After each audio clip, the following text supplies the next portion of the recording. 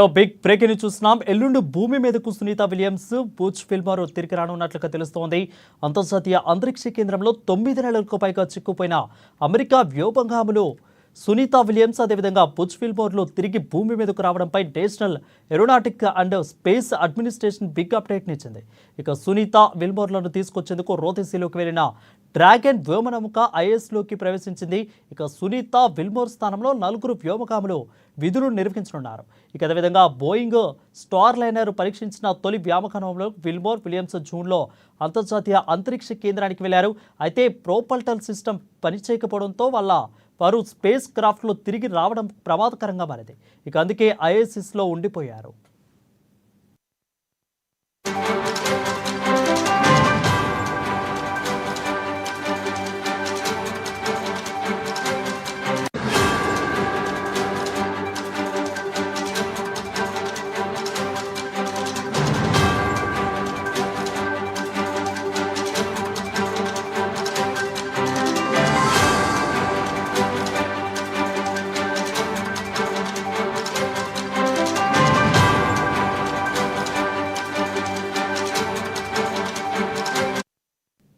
ఇక ఎల్లుండి భూమి మీదకు సునీత విలియమ్స్ బుచ్ విల్మోర్ తిరిగి రానున్నట్లుగా తెలుస్తోంది. అంతర్జాతీయ అంతరిక్ష కేంద్రంలో 9 నెలలకు పైగా చిక్కుపోయిన అమెరికా వ్యోమగాములు సునీత విలియమ్స్ బుచ్ విల్మోర్లు తిరిగి భూమి మీదకు రావడంపై national aeronautic and space administration big అప్డేట్నిచ్చింది.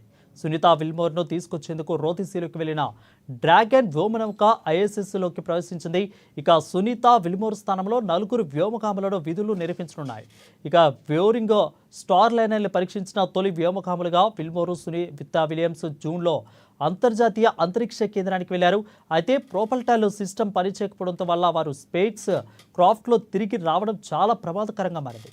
అందుకే ఐఎస్ఎస్లో ఉండిపోయినట్లుగా తెలుస్తూ ఉంది.